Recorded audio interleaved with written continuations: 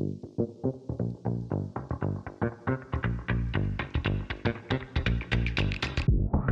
everybody, I just wanted to say hey, thanks for sticking around. I know I haven't posted in a while, and it's mostly just because I have a lot of things going on. My kids moved up here like 6 months ago. Um, I had a couple deaths in the family. It's just been a whirlwind. Then Christmas came, and the way my kids are is it's birthday, Christmas, birthday, birthday.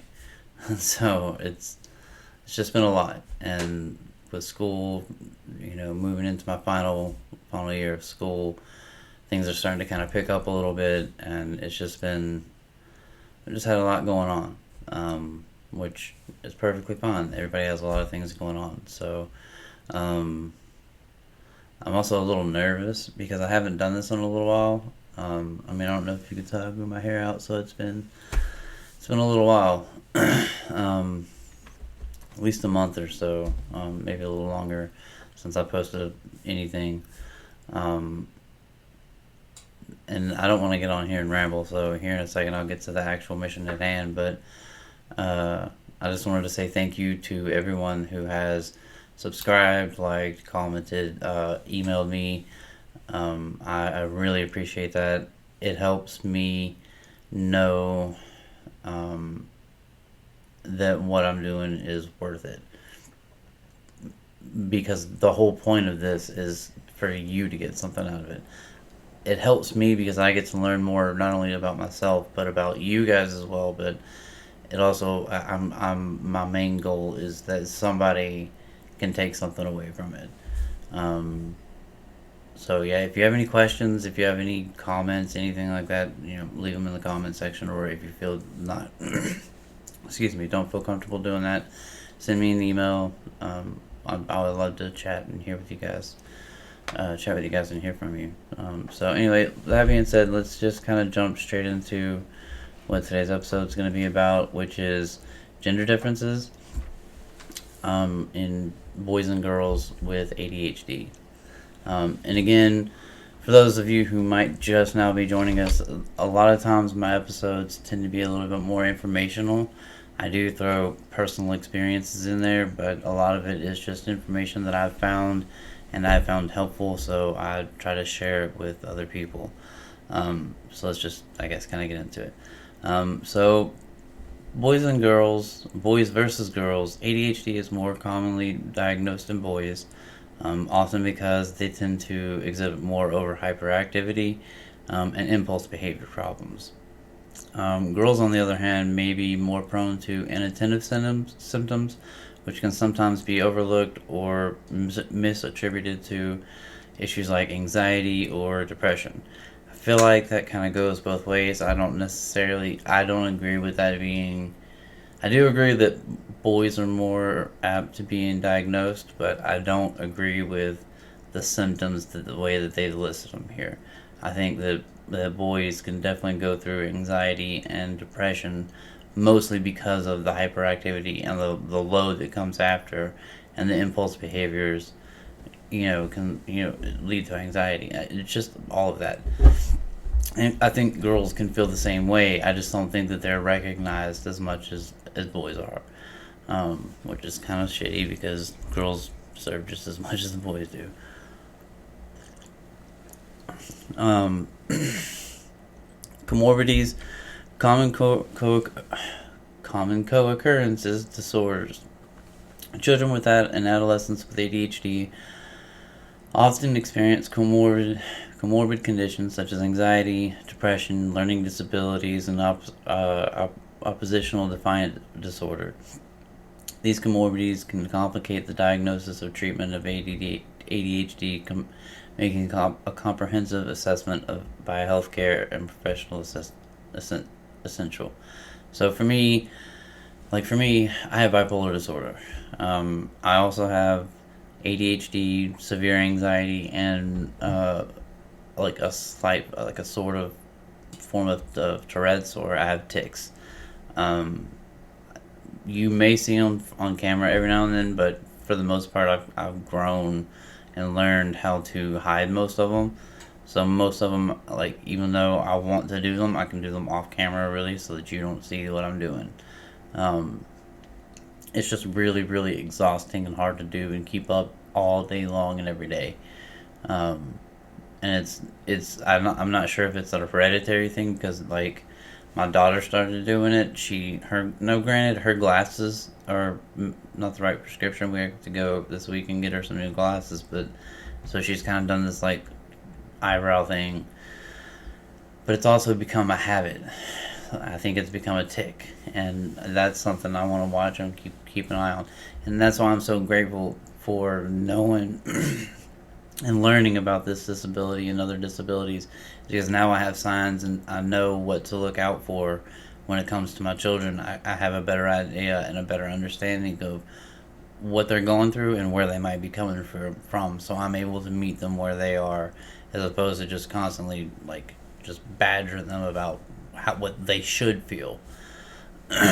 um, and it's been, I mean, for the most part, it's been proven that, like, if you have one, you're probably gonna have another one that goes along with it. Like ADHD isn't just a singularity thing where you only have ADHD. Sometimes it can be, but a lot of times there's something else that's going along with it. Or bipolar, you have something else that's going along with it.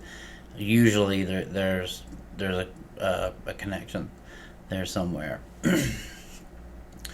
The importance of early recognition, kind of like what I was just talking about. The impact on life trajectory, early recognition and intervention are crucial in managing ADHD symptoms and reducing the risk of long-term consequences, such as academic underachievement, social difficulties, and low self-esteem. Again, so I think that swings both ways. I don't think that's a boy or a girl thing. I think that's just kind of a all around in general, and that kind of goes back into what I was just kind of talking about. The role of caregivers and educators, parents, teachers, and pediatricians play a key role in identifying the early signs of ADHD, seeking appropriate evaluation and support. Early interventions, including behavioral therapy and educational accommodations, can significantly improve outcomes for children and adolescents with ADHD. I am 100% agree with that. I am 100% about that. I think that it's the people around the children who I think it's their responsibility to meet the child where they are and help them understand as best they can what's going on. I feel if someone had sat me down a very long time ago and said, hey, this is what's going on with you. Now, caveat to that is that if you tell a child there's something wrong with them, they're going to use that as an excuse to get away with things. So you have to make sure that you're not just caving and giving in. Yes, there is something not 100% right. I don't want to say wrong, but there's something that's not firing the right way, but that's not the child's fault, and it shouldn't be punished because of it. I wish someone would have told me a long time ago. It would have made things a little easier, because I would have understood what I was going through. I would have known, oh, hey, this is a low phase. I need to, buckle down on school, or I need to ask somebody from school to send me some work so I can, what I mean? Does that make sense? I would have known how to handle it a little bit, and probably grown through life learning better coping mechanisms other than the negative ones that I chose to medicate with, self-medicate with. So, like, just for a small summary for that, understanding ADHD in children and adolescents requires recognizing the diverse ways in which the disorder can present itself. Again, each person, it manifests differently for every person. The core symptoms of inattention, hyperactivity, and impulsivity can vary in intensity and impact depending on the child's age, gender, and individual characteristics. Each diagnosis and tailored interventions are essential for helping children with ADHD thrive academically, socially, and emotionally. it gives a diagnosis, but I'm not a doctor, so I'm not going to read that diagnosis, and I don't feel like it's an accurate one anyway, so we're going to skip over that.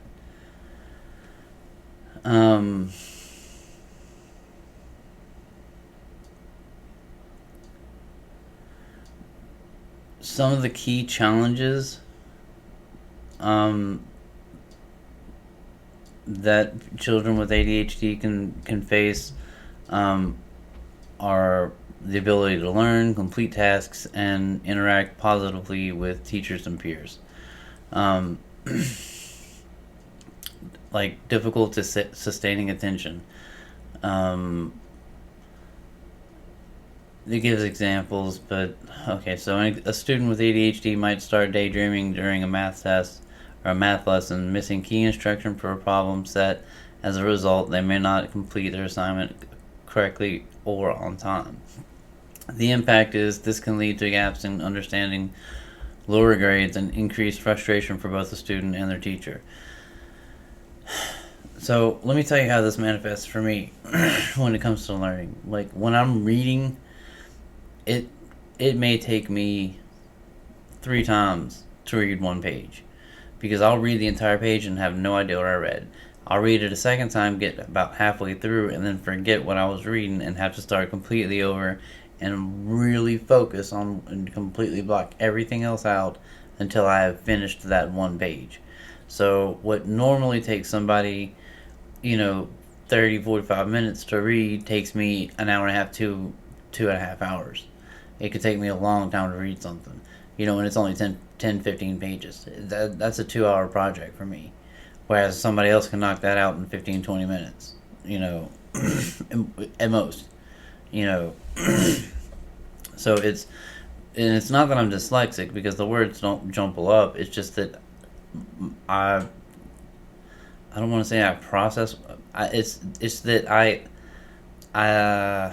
don't necessarily. I guess maybe I do daydream, but it's not like a staring off in space kind of daydream. It's just like, I guess, like while I'm reading it, something pops in my head, and I have a question or something that'll pop in my head, and then I'll keep reading instead of stopping and answering that question. I keep reading with that question in my mind, and then before I realize that I read most of the page, and I'm like, oh shit! Now I missed the page, and I still haven't answered my question, so I have to go back and start all the way over again.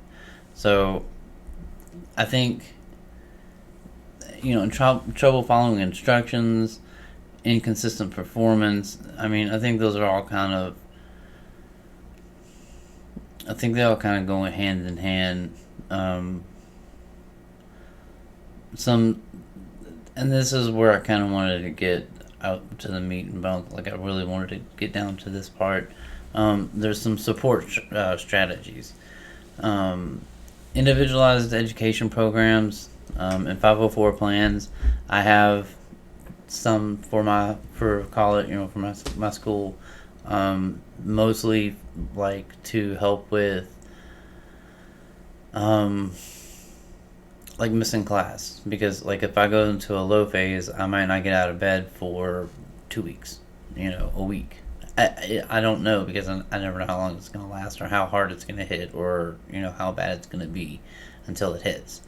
So I have an accommodation with that for that. I also have one for ADHD that allows me a little bit more time during tests and things like that, which I don't usually use. But my son has an IEP because of his ADHD. He has to go to they're not like special classes, but he has to go to a separate class and learn with another group of kids who are at the same level he is, so he doesn't feel left out or like intimidated or anything like that. Again, that kind of goes into the classroom accommodations. His eyesight is great, so he doesn't need to be at the front of the room. My 2 girls, their eyes they're blind as a bat, but they're getting new glasses, so I don't think that there's a reason they need to be accommodated or anything. but the point I guess I'm trying to make with all that is that there are options for people who have needs. And don't be scared to ask for them, because I made that mistake. And had I known, first of all, had I known the issues that I had, I would have I would have learned or gotten to a point and known that I have the right to ask for help or to have these accommodations. It's not an embarrassment to have these accommodations because they're there for me. And who cares what anybody else thinks? Honestly, I mean, if it's gonna get you what you need. I don't know. I don't know. I'm getting again. It's been my first. This is my first time in a while doing this, so I feel bad. I apologize for this being kind of a choppy, shitty show, but I'm kind of winging it and doing the best that I can right now. Um, I'm gonna end this because I'm getting flustered. But I hope this helped. I hope that somebody got something out of it. I appreciate all the emails and all the feedback and everything that everybody's given me. If you have any more, or if you have any questions, or if you have any needs or anything like that, please feel free to shout out to me. I'll do the best that I can to get back to you and help you in any way that I can. I'm not an expert, so please don't expect like expert advice or anything. I'll answer you the best that I can, based off my own personal experiences. Um, with that being said, just remember, no matter how bad it gets, you don't have to sit in the dark alone.